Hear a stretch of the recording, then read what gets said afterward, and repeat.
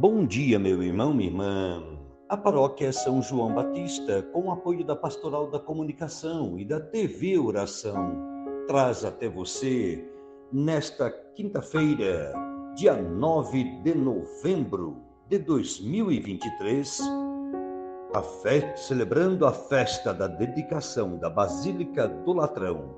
A Basílica é a Igreja Catedral de Roma, construída por Constantino no tempo do Papa Silvestre I, no ano 313 a 335, que governou a Igreja como Papa.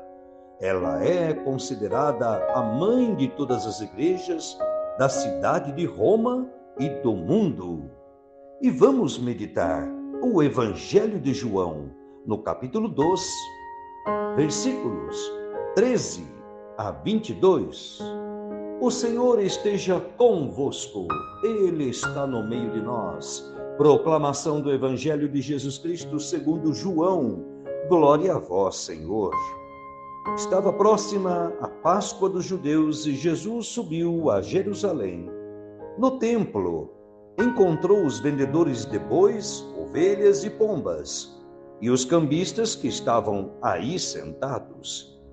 Fez então um chicote de cordas e expulsou todos do templo, junto com as ovelhas e os bois.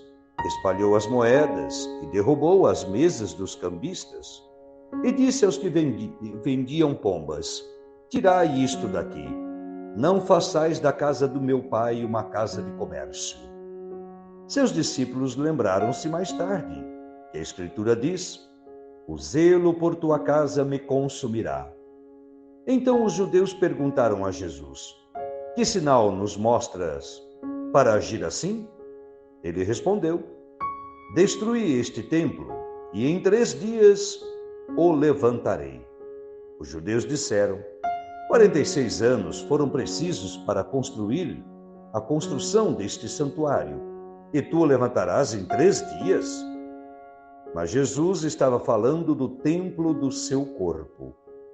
Quando Jesus ressuscitou, os discípulos lembraram-se do que ele tinha dito e acreditaram na Escritura e na palavra dele.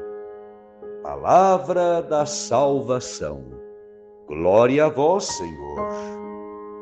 Meu irmão, minha irmã, na cena do texto do Evangelho que acabamos de ouvir, Jesus vai a Jerusalém para a primeira das 3 Páscoas mencionadas no Evangelho de João.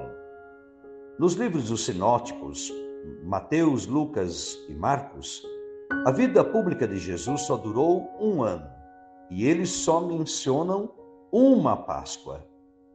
Diferente do Evangelho de João, que narra as 3 Páscoas de Jesus. Vamos lá.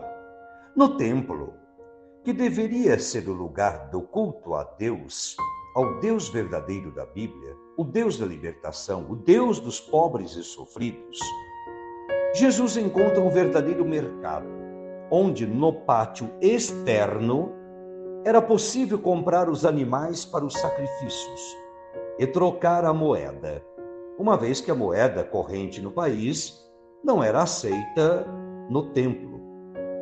Quando atacava esse comércio, Jesus estava indo além da mera condenação de um abuso, pois os animais e o câmbio eram necessários para o funcionamento do templo. Como Jesus substituiu a purificação dos judeus no sinal das bodas de Caná, aqui ele demonstra que o centro do culto judaico perdeu seu sentido. Já não era mais aquele sacrifício, pois a presença de Deus, antes achada no templo, doravante reside em Jesus, o Filho de Deus encarnado. Ele haveria de ser o sacrifício. Assim, até hoje, numa Santa Missa, o sacrifício é o próprio Cristo, que celebramos na Sagrada Eucaristia, consagrada pelo sacerdote no altar. Pois bem, Jesus, desta forma, ele mostra, acima de tudo, e como substituiu esta purificação, ele mostra que cada um de nós aqui somos e buscamos em Cristo o verdadeiro templo, que é o seu corpo, que será ressuscitado em 3 dias. E ele usa esse verbo para reerguer, em lugar de reconstruir.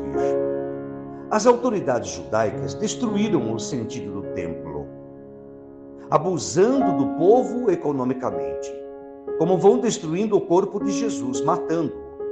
Mas Jesus tem o poder de reerguer o verdadeiro templo onde habita Deus, na ressurreição, depois de 3 dias.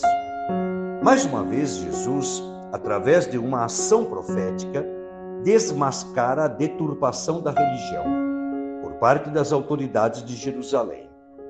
Embora o templo fosse muito bonito e impotente, com liturgias pomposas, bem frequentadas, a sua religião era vazia, pois escondia o rosto verdadeiro do Deus da Bíblia. Além de descarada exploração financeira dos seus fiéis por parte de algumas seitas, e cuidemos aqui para não generalizarmos tudo e todos.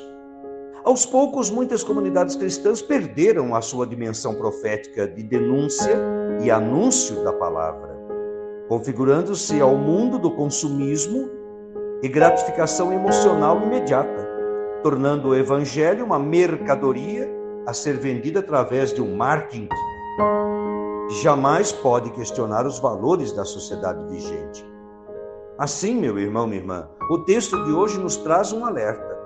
Jesus não veio compactuar com uma religião exploradora, alienadora e alienada ao poder, mas para encarnar as opções do Deus Javé, libertador dos males e de toda a exploração. Ele veio para que todos tenham a vida e vida em abundância. Jesus nos pede uma religião que abandona verdadeiramente aquele sentido de pagar para ter. E ele se abandona assim se abandona numa função profética. É tão traidora como a religião decadente das elites do tempo. Por isso, tomemos cuidado para não fazermos negociações com Deus. Deus, o único que Ele precisa é do teu coração, da tua vida e da tua fidelidade em servi-lo como um verdadeiro Filho de Deus neste mundo. Doe para Deus o teu coração. Doe para a comunidade a tua parte de missionário, evangelizador da Boa Nova. Que as palavras do Santo Evangelho perdoe os vossos pecados. Amém. E vamos juntos, meditando esta palavra de Deus, cantar o salmo responsorial. Os braços de um rio vêm trazer alegria à cidade de Deus, à morada do Altíssimo. Avante com Maria e São João Batista sempre, em nome do Pai, do Filho e do Espírito Santo. Amém. Os braços de um rio vêm trazer alegria à cidade de Deus, à morada do Altíssimo. O Senhor para nós é refúgio e vigor, sempre pronto, mostrou-se um socorro na angústia. Assim não tememos se a terra estremece, se os montes desabam, caindo nos mares. Os braços de um rio vêm trazer alegria à cidade de Deus, à morada do Altíssimo. Os braços de um rio vêm trazer alegria à cidade de Deus, à morada do Altíssimo. Quem a pode abalar? Deus está no seu meio. Já bem antes da aurora, Ele vem ajudá-la.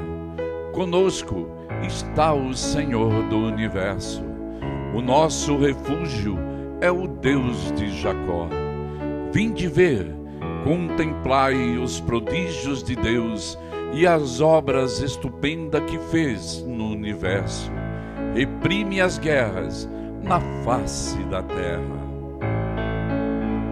Os braços de um rio vêm trazer alegria à cidade de Deus, a morada do Altíssimo.